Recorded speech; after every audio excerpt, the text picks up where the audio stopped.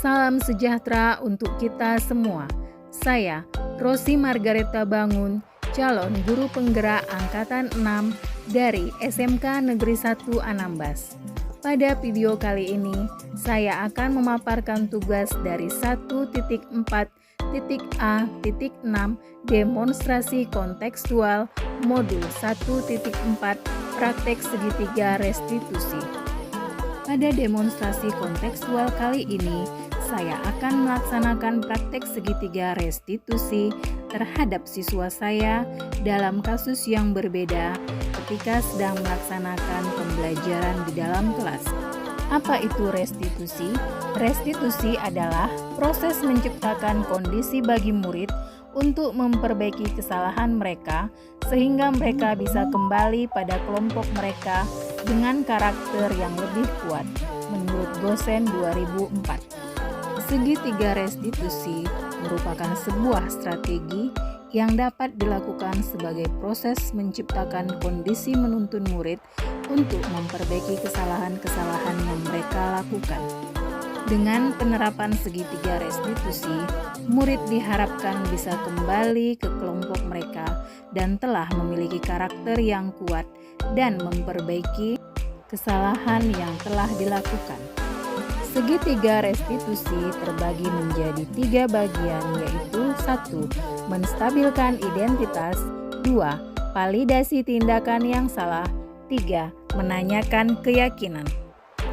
Selanjutnya, saya akan mempraktikkan segitiga restitusi terhadap 2 kasus di kelas yang saya ampu. Kasus pertama, di mana ketika ada salah satu siswa yang berbohong atas hasil pekerjaan kelompoknya. Dia tidak ikut bekerja kelompok, akan tetapi mengatakan kalau dia ikut kerja kelompok. Kasus kedua, ketika ada salah satu siswi yang menyontek saat sedang dilakukan ulangan harian di dalam kelas. Dalam video berikut, saya akan mempraktikkan segitiga restitusi. Kasus pertama, siswa berbohong. Selamat siang Yudani. Kamu tahu kenapa Ibu panggil ke ruangan ini? Kamu tadi sudah melakukan satu kesalahan ketika proses pembelajaran di kelas pada saat presentasi. Ibu kira itu hasil kerja kamu, ternyata itu bukan hasil kerja kamu. Untuk kesalahan hari ini, semua orang pernah melakukan kesalahan. Berbohong itu pasti, tapi semua orang punya alasan kenapa melakukan kesalahan itu. Teman-teman kamu juga pernah berbohong, dan mereka juga pasti punya alasan kenapa melakukannya. Oke, kenapa kamu melakukan itu, Yudani? Saya biasanya kalau membuat tugas secara kelompok, saya merasa tidak nyaman, Bu, sehingga tidak fokus, sehingga itu tidak memaksimalkan proses belajar saya. Karena itu kamu menyontek hasil presentasi teman kamu. Oke, ya, kan namanya juga tugas kelompok. Nah, jadi harus dikerjakan secara berkelompok, harus berkolaborasi dengan teman-teman, harus bekerja sama dengan teman-teman untuk menyelesaikan tugas tersebut.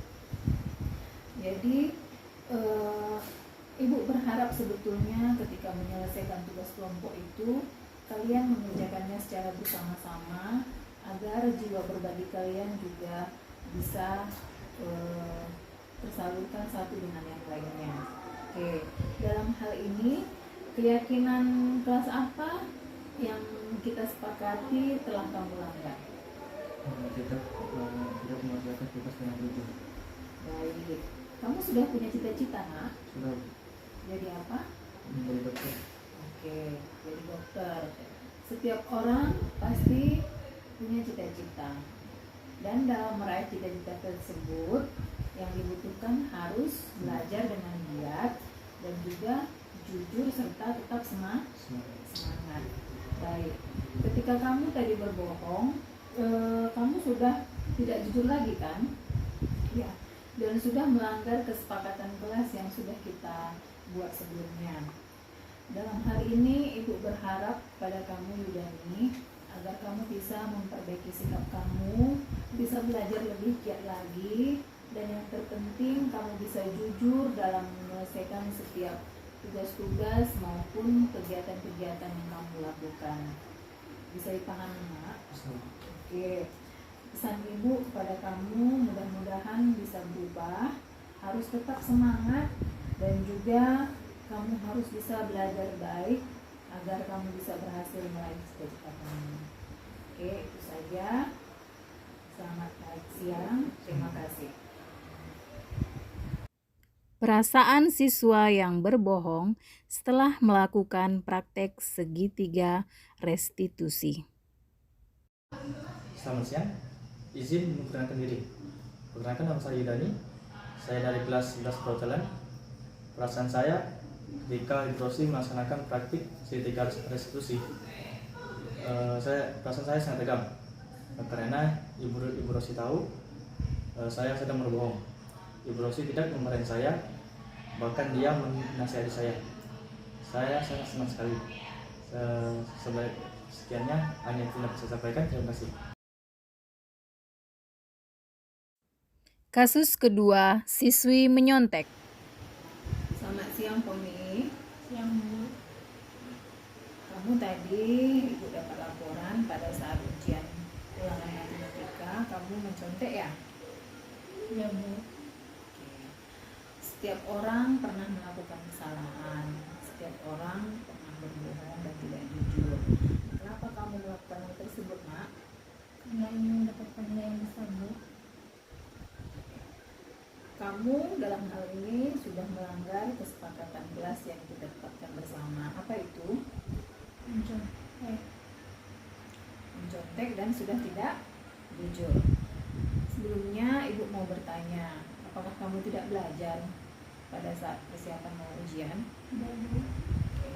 Ibu berharap kamu bisa berubah.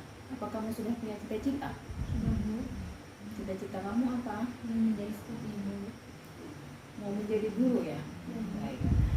Jika kita ingin meraih cita-cita kita, maka semua orang harus belajar dengan giat, berbuat baik, harus jujur, dan juga mau semangat dalam meraih cita-cita. Apakah kamu mau berubah, Bu Poni?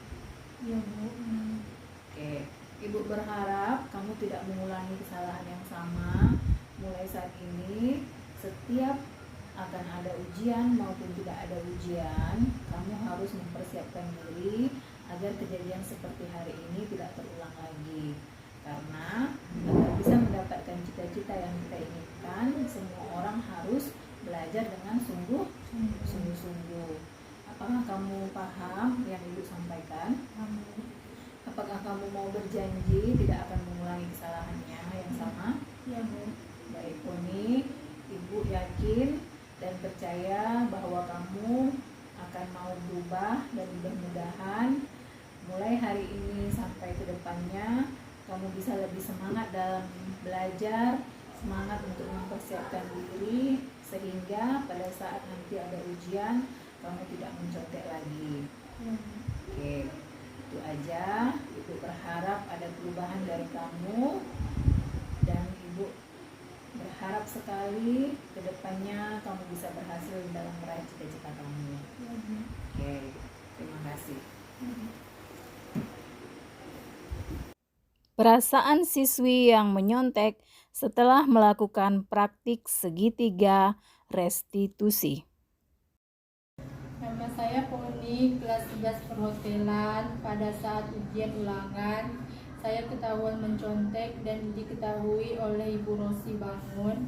Ibu Rosi memanggil saya. Awalnya saya sangat takut dan tegang, tetapi Ibu Rosi tidak memarahi saya, justru menasihati saya untuk tidak mengulangi hal tersebut, mengingatkan saya tentang kesepakatan kelas yang sudah disepakati sebelumnya. Dan yang saya sukai, Ibu Rosi beliau menyuruh saya untuk ulangan kembali. Terima kasih. Terima kasih dan salam sehat.